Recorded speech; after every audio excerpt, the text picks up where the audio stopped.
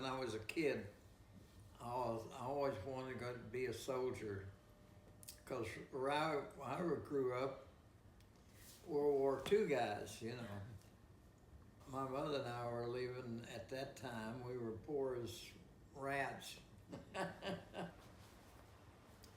I was in ROTC in high school, and it saved my life, really. Oh, it gave me something to think about. The guy running it, the ROTC in Reagan, was a Sergeant Smith. He was a E7, and he had a CIB on him. Oh. You know what a CIB? Yeah. Combat Infantryman's badge. Okay. I have one myself. I couldn't take my uniforms to the cleaners, so my mom taught me how to put starch in the tub. I already knew how to do all iron. that, yeah. And so I ironed all my shirts and khaki. We had a drill team, platoon, and we did all kind of fancy throw the wires, you know. And I went on maneuvers. They had an ambush set up. And when they did, I just ran. I did what you're supposed to do. I went on the flank and shot all of them. That year, I was the outstanding candidate from Reagan for a 1-year-old guy. And the Army comes down and gives you this fancy little ribbon, you know. At that time, in the early 60s,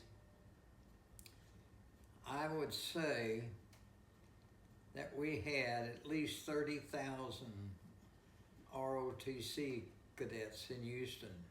My next year, I went to Bel Air. Our graduation was over 1,000. The schools were crammed with, you call them war babies, whatever. Yeah. So it gave me some things that I wanted. I wanted to be part of something, and you know, so it was good. And you learn discipline. I needed that when I was a kid. Yeah. I went to Texas Tech. My dad was teaching there, and I hadn't seen him in years. My parents were divorced. He wanted me to be a doctor. He was a lawyer, you see, and a teacher. But anyway, that was 21 credit, you know, that's a lot. Yeah. And I had to get... In one semester? Yeah. Oh. And my dad thought, that'll be great for you. Yeah. Oh, shit. So I got into ROTC and Tech. We had a PAC 75 artillery piece that we fire off every time they scored, you know? Yeah, yeah. We tried to pack it just right so we get a perfect white, you know, dough. Yeah. So we cut down to rice, and we blew the scoreboard. No. You hit the scoreboard in rice? It was so packed, so wet, that it put the lights out.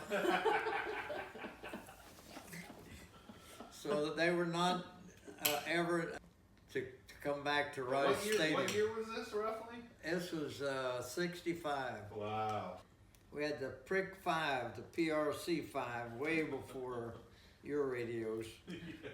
And we would spot for who made the tackle. And that year, Tech went to the Sun Bowl in El Paso. The doctor thing didn't work out? No, it wasn't something I wanted to do. Here's here. Back then we had Monday, Wednesday, and Friday, right? And we had Tuesday, Thursday, and Saturday. In the Saturdays, you took the labs. The lab was in an old Army barrack. The wind would blow through because the only thing there that stops the wind is the barbed wire, and it's down most of the time. And then when my dad realized that I wasn't going to be a doctor, he was angry. So I said, well, adios. Went back to Houston. Only got one semester, 1.5. So I went back to Houston, and my brother was there at the time, which I hadn't seen him in a long time, so it was good. So I was running a Gas station? back then. Oh yeah. We did the windows and we all that stuff. I went down to the recruit, and they couldn't. They loved me. They always do, don't they? Yeah. I want a chance to go through OCS. Oh yeah, we'll take care of that. Oh, yeah, bullshit. Yeah. Well, I was 19, and I went in airborne infantry. How gung ho, man! That they've sent me to leadership school. Well, you did so well in basic that they sent you to leadership? Yep. And then I went to AIT, and I was in charge of that. And I maxed it. Well, I'd already gone to all of this stuff in ROTC, you know. The captain there, and he said, well, I'll put you in. Problem is, you're not old enough. So that the day OCS exam was given, my buddies and I were going to go and get in special forces. I just got in the line to go take the exam. They didn't ask me. Oh, wow. Well, I had my commanders, you know, Yeah, recommend. well. When I was going in now, this is how God takes care of you. There was an old NCO there as we were going in, and he said, son, how old are you? I said, I'm 19. He said, hell, you look 16, son. And so here, I'm going to tell you, when you take this exam, any question you don't understand, don't answer it. So the Army's kind of strange. Evaluate about the ones you know versus the exams, and I didn't even know what I was doing. And so you decide, or do you want to be the infantry, armor? I put down infantry. Hell, that's what I want to do. No, you can't do that, son. You had too much. You had too much math in high school. And I said, what? I had geometry. You went to Fort Sill. Yeah, Fort Sill, Oklahoma, yeah. Yeah, that's where the OCS is for. Oh, really? For artillery. Oh, yeah. It has the highest fails in all of them because it's all math. Yeah. And I said, hell, I'm not going to make it through this damn thing. So, but the thing they do is they teach you, here's the formula. And don't worry about why. Just do it. Learn how to do it. So 125 of us started, and 23 or 24 of us made it. Wow. Jeez, that's Well, it's an attitude thing, you know. Yeah, totally. You know how military is. They give me mad, I just smile. Yeah. Do some more. 200 push-ups and smile while I was doing it. You gotta do what you gotta do. Of course, I was in trouble all the time because I was smiling. You get so many demotions. Thank God I graduated. And it was the only time my mother and dad got together. And they wanted to put one on gold bar and the other one the other. Oh. Because I was young, I was 20 when I graduated. I couldn't even drink, for God's sakes. That's crazy. Originally, our orders were to stay at Fort Sill and be an instructor. I didn't want to do that at all. I wanted to go to Nam, by God. Yeah. You have to take an exam that covers everything you had. So one of the guys in there flunked it. And so I got his assignment, which was to go to Fort Carson, Colorado. So when I got there, most of the captains and first lieutenants were in Nam or dead. So 3 of us showed up. The general in charge of that said, okay, you're going to command a battery. Shit. At 20 years old, they're giving you a battery? Man. That's a captain's slot. Yeah. And they were mechanized. Well, my battery was the only battery in the whole damn place that was towed. You know what towed means? They tow it behind a truck. Yeah. That's old shit. It's a 105. Yeah, it was, okay, so 105. So. 105, and that was before the new ones that are better. When I showed up at my battery, there was an old first sergeant, and he didn't like me, and he told me, and I said, well, let me tell you something, Sarge.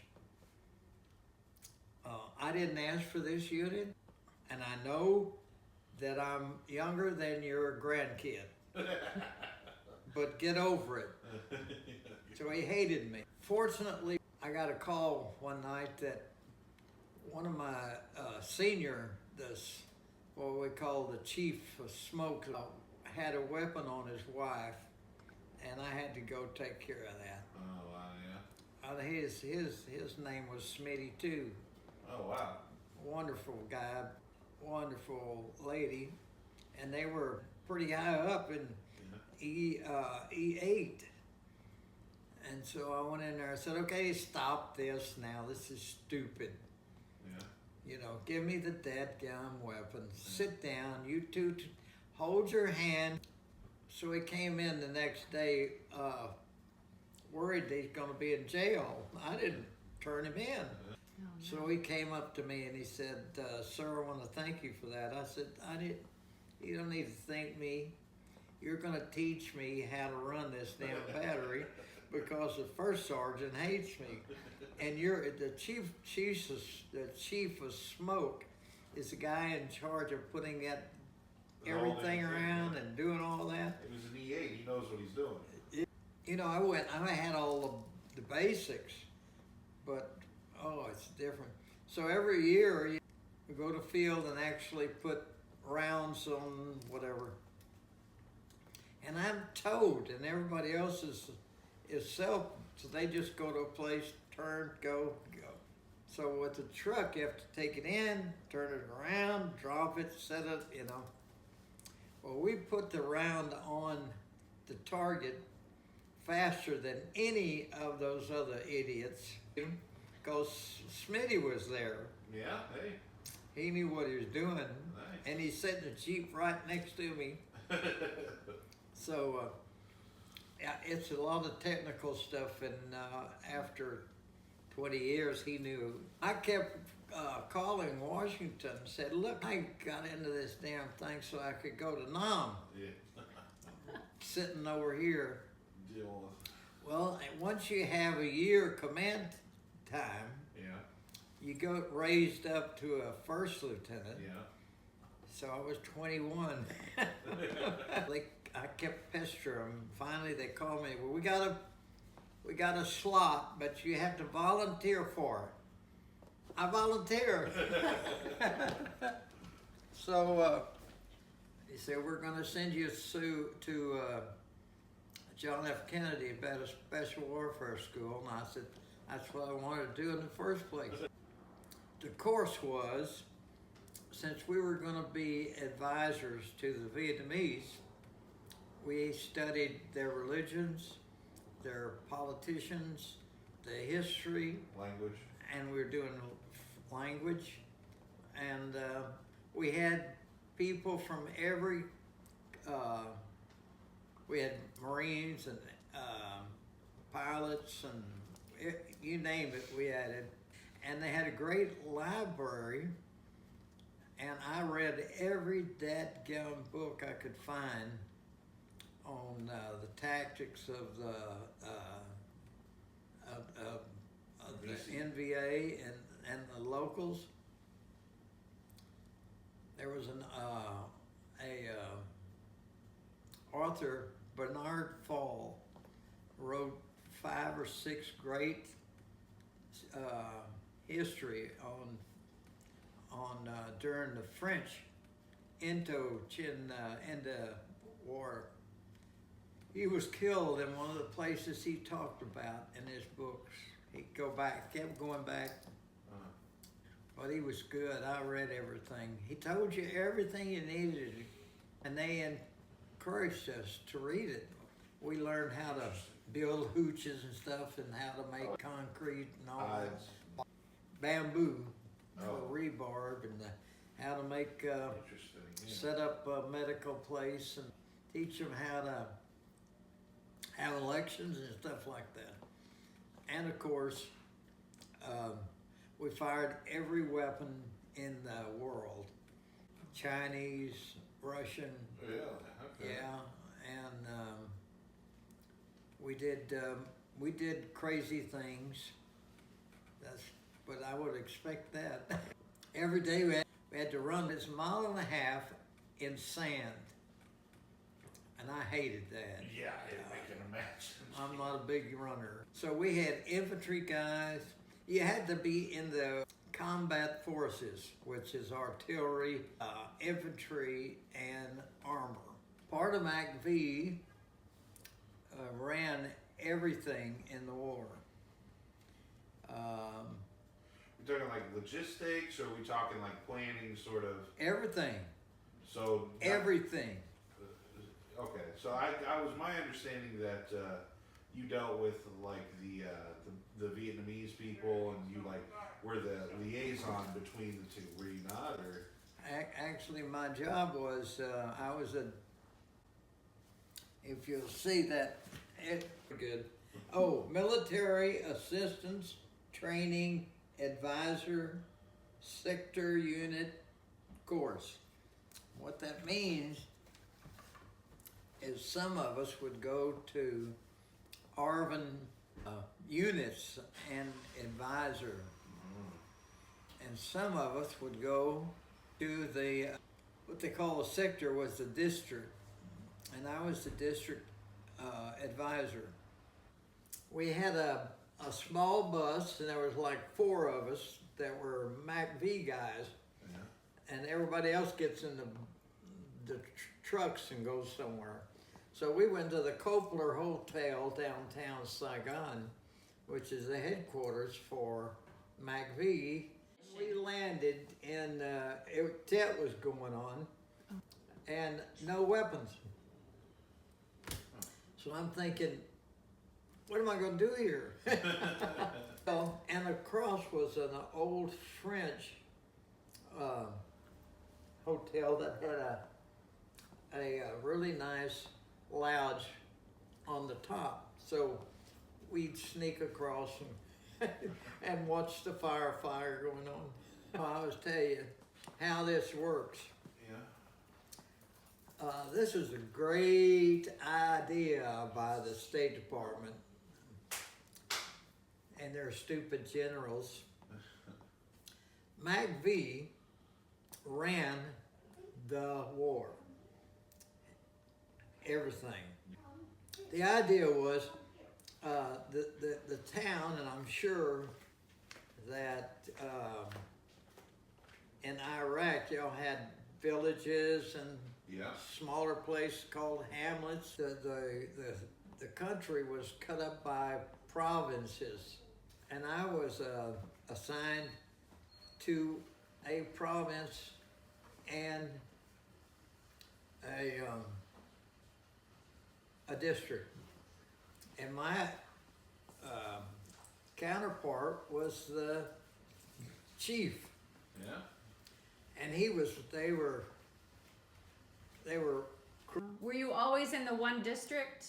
No, I was in three different ones. Yeah. My first one was a special forces camp I took over. What was that? I got pictures of that. Oh, good. Don't get me going. How long were you in country? About 13 months. That's enough. I was in a lot of combat. We had to go out with another America. There had to be two of us. And I didn't have very many smart ones I wanted to take. I had a really good sergeant, a young E7 infantry guy, Sergeant Foss. We did some crazy, stupid stuff. John Wayne shit.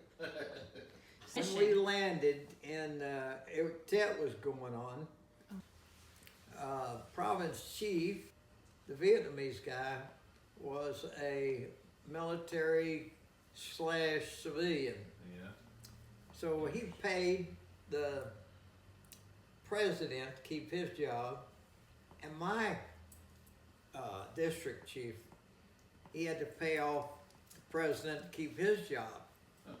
I didn't like that at all, so, but I had to shut up because they told me to shut up. Yeah. I said, okay. I remember one of my districts, I was in Quinyon. It's a really big port. Lots of military and an air base and all that shit. So he took me out one night about midnight, and we run around town, and he picked up his money from the whorehouses and whatever was going on. And they have a black market, you know. Yeah. So those were run by the locals so they could make some money. I got in trouble several times telling them that I stuck my M16 up one's nose. Yeah. They don't really like that. And you see, one of my counter, he was sent to jail for running a black market.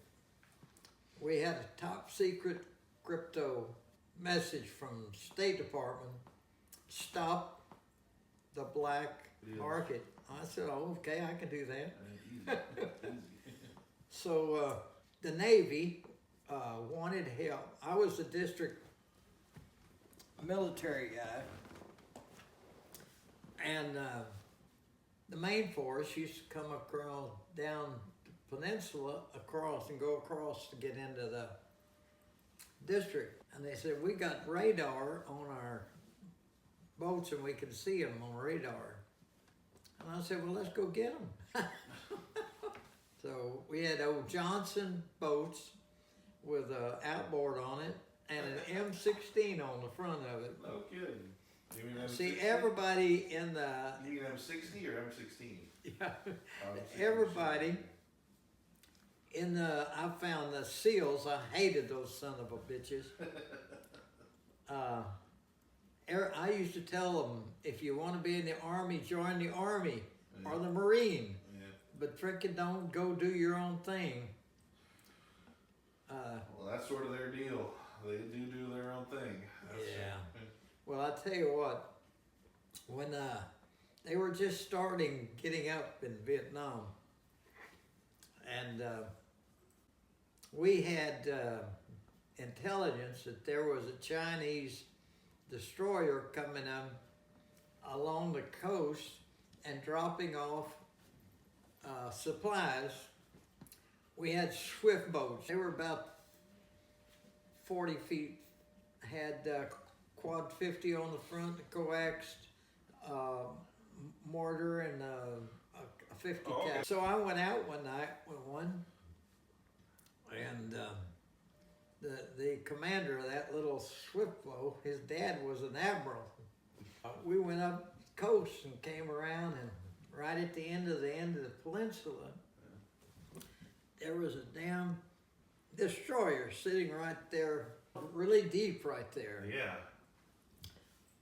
And I said, son, I believe that's might be one of those. Oh yeah, that's the damn Chinese one. I said, no, time. Just leave it alone and call it in. Let's find out who is that. So he decides no. So he puts a illumination in that mortar. Oh my gosh. Boom. Yeah. So it goes boom, Yeah. like that. So that destroyer just shims like this from the lights, you know. Yeah. This guy comes on the road and says, I don't know who the hell you are, but if you do that again, I'm going to blow your ass off down the circle. And I said, what they were doing? They were dropping off a SEAL team Oh man. without telling me. I'm in charge of all of that area. 5 days later, I got a call on the radio that there's a firefight going on between a SEAL team and one of my good villages. Not a bad one, a good one. But SEALs, they didn't know anything. So I had to fly in a helicopter and stop all the air and all of that. Stop.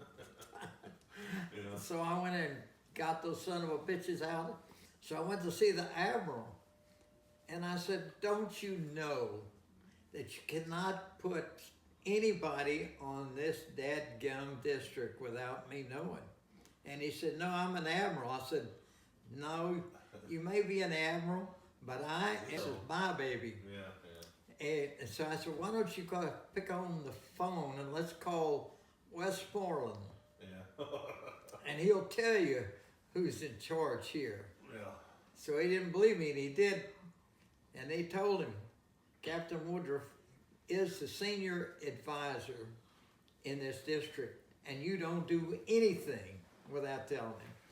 Well, we're afraid that his counterpart will find out, and he'll tell all the bad guys.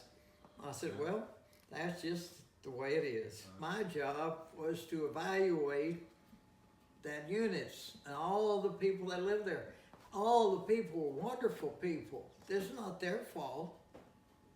I figured this out. I had a Hamlet chief, one of the best ones we had, a nice guy. See, the VC would come in at night and the people would put out their little North Vietnamese flag. Yeah. And my guy with his guys come in, they'd fly the South Vietnamese side. They just want to live. Yeah. They're doing whatever they have to. Yeah. They got one water buffalo and an acre, and he's making rice and got his family. So the VC came in at night, staked him out, and his wife, she was pregnant. They take his head off, and they opened her up, took the baby out, and killed them both. Oh. You think that doesn't make you mad? Ooh, I was hot.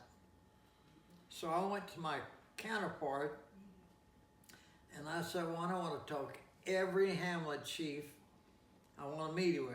In my last district, I took over a special forces camp, and I had 900 Moulton Yard Indians. Now, by this time, I'd figured this shit out.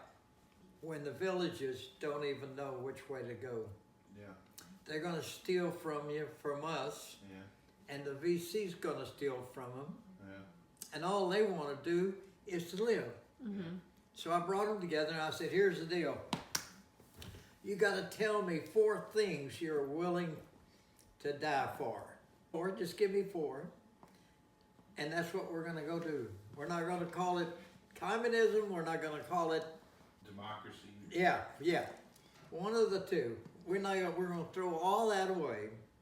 But you got to be willing to die.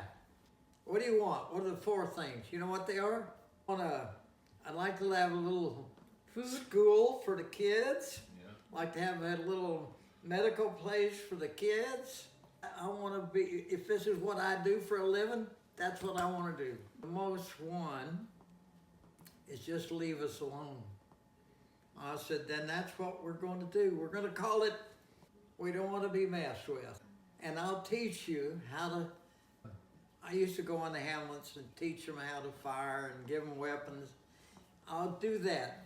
If you don't think you can do anything, just let me know. I'll go back up on the hill and I'll stay there until my time is up. And you know what? Not a damn thing was done by the district. What made me mad was nobody except me got upset about it. That baby's laying out on the ground. What kind of people are you going to give your allegiance to this kind of crap? Huh? Yeah. Is that what you want? Go get it. Yeah. But if they're going to kill him, they'll kill all of you. That's what we all want. Yeah. But if you're not willing to die for it, like happening in this country right now, it's going to go away. You'll be used by everybody. Mm-hmm. But being an artillery, Oh, yeah? the C-130, they could put out an illumination. You could write a newspaper on a dark night Yeah. a mile away. I learned early, and it made me mad, which controlled the day but not the night. So I started all night operations. And so if I got in trouble, I'd call Spoke. Light me up, baby. Some candles in the air, yeah. 2 to 5 minutes. You don't want it too long because they Yeah. could see you. Yeah. But I called illumination rounds, and I'm an artillery guy, and I was between me and the battery. Never occurred to me about the canister. Yeah. Well, you can hear the damn thing coming down. Woo, woo, woo, woo, woo, woo, papa. Cease illumination. I could see going impaled by a canister. Ooh. That's a hell of a way to go. Let me All tell you can do is laugh. That's all I can do is laugh. So how stupid was that? So we did the first air assault by indigenous soldiers, what we call rough puffs, and anyway, civilians, Yeah. kind of like the National Guard and all that stuff. Parachuting Yeah, in? we went and made Oh it down. my gosh. We made an assault, man. I was on the command. Yeah. My counter was sitting. We were on with our feet out on the cliff, and I should have known because they'd warned everybody we're coming. Yeah. Son of a bitches. Yeah. So I told him. He said we were looking at the area we were gonna go, and he said Dawei. Dawei means captain. Buku VC. And I said, that's what we're here for. Let's go get them. Yeah. No.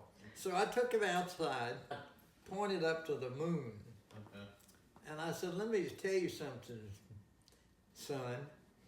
We got people going around that thing, Yeah. and you're still pissing on the side of the street. So don't give me any shit about Buku VC. Off your ass, on your feet, and let's go. Oh, I got such a bad attitude. Eventually, they didn't like my attitude. So I did I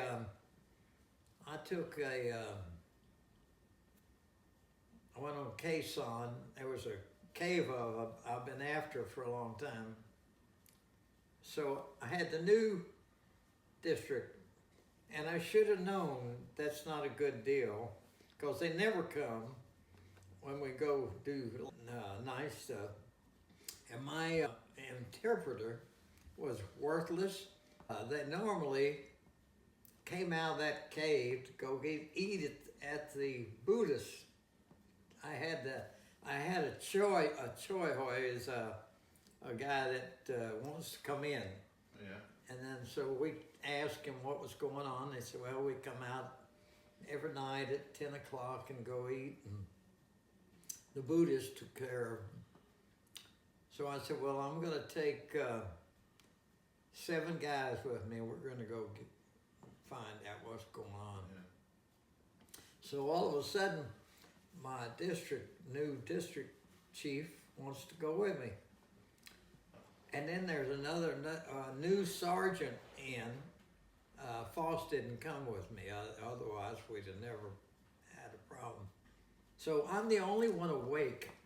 Everybody else is, you know, my district chief is sleeping right there, right by the path. Yeah. Two other guys. The new sergeant, he's over here snoring. So anyhow, I'm the only one there when the first one came by. Now, what you know is you normally let the first guy go, and then when they do, the rest of them comes. Yeah.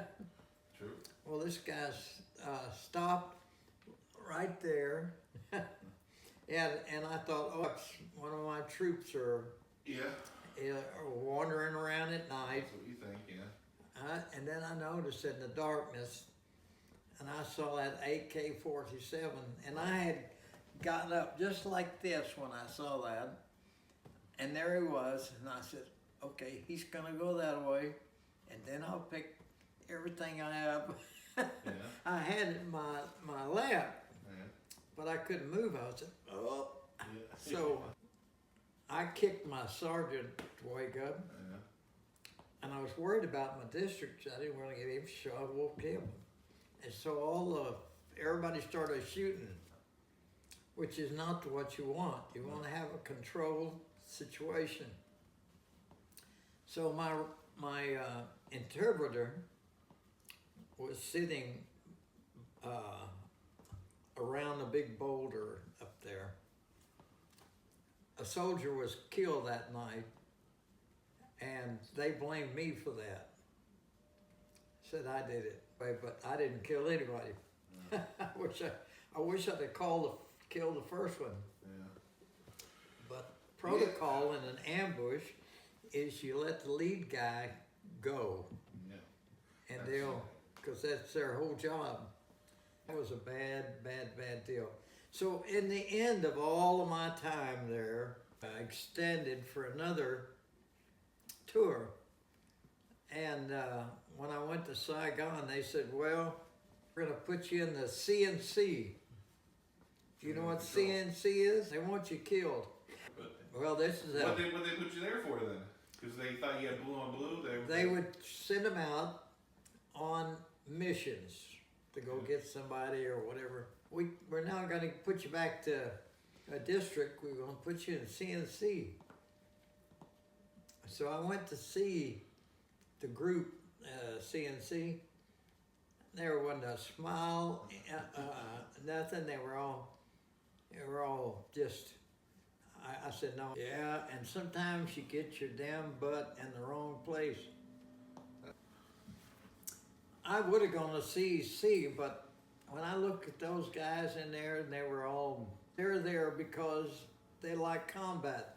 Yeah. They want to get rid of them. So I came home. That was enough. Yeah. But I got so many stories. It's unbelievable. I had pictured your job being more of a diplomatic kind of job. Here's the way it works. In a district that is not controlled, there'll be one of the advisors will be an officer in the Army. If it's controlled, a State Department person would be in charge of that. Okay. It's a whole thing. You don't. So your areas were not controlled. One of them supposedly was, but it wasn't. It was all politics. So, but it's okay. It's so much going on. It's just unbelievable. Did you buy into the reason why you were there? Did you think that we could help them? And it was screwed up. The whole system is screwed up. We evaluated the hamlets and villages in our district, and that was used to fund the war, and it was called the HESS. HESS. It's an evaluation, and I was supposed to spend a night in every hamlet or village. No. Just me and another American. Ugh. Yeah.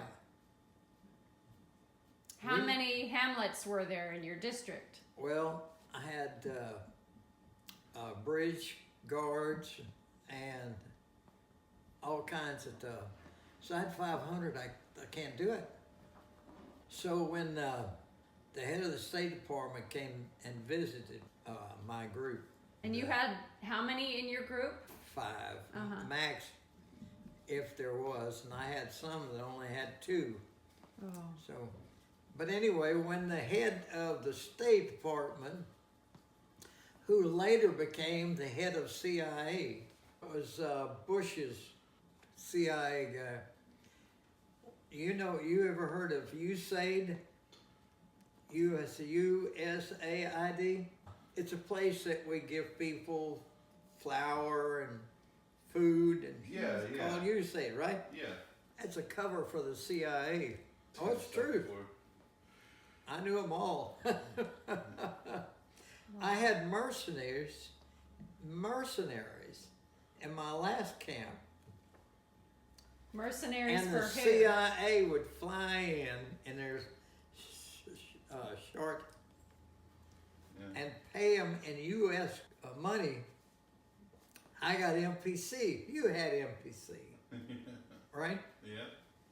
They got, and they came from the Chinese area around Cholan, and they were good. I loved to take them out. Yeah. Was they getting paid for it? But How could you tell the difference between the Chinese and the mercenaries?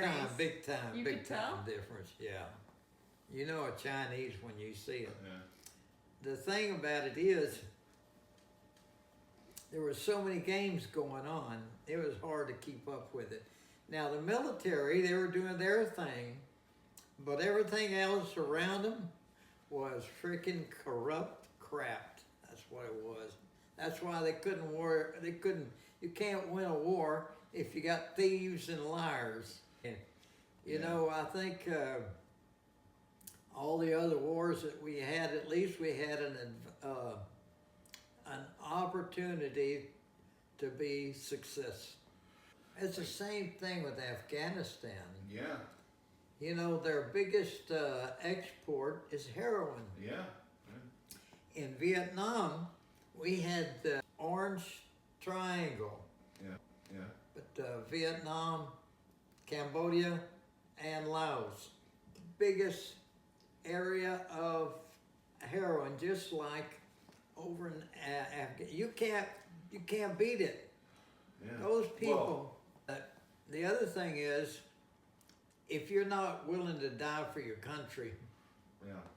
we shouldn't be in there. The other thing about this Afghanistan thing, that made me so mad when they went back in there. Yeah. And the advisors told them, Yeah. these people, this will fold like a freaking deck of cards, Yeah. because nobody wants to die for their country. They were doing the same thing in our time. Yeah. They would ask us, how do you evaluate whether we're winning the war or not?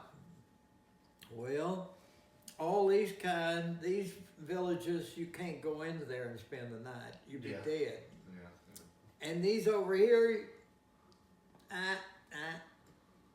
were they gonna fight? No, Yeah. not a freaking one of them. Yeah. You know, if you look at the fights in Iraq, they were done by American units, not Iraqi Yeah. units. That's true. That's 100%. In Vietnam, I got a book I'll give to you. It's about that thick. Yeah. And with pictures of all the major engagements by the United States military. Not a one ARVN there. ARVN is the Army Vietnam. They have their own units, but they don't want to die for their country. Let's When just give us some money. I like the money. did you realize it was hopeless? Yes. Like when you were there? Yes.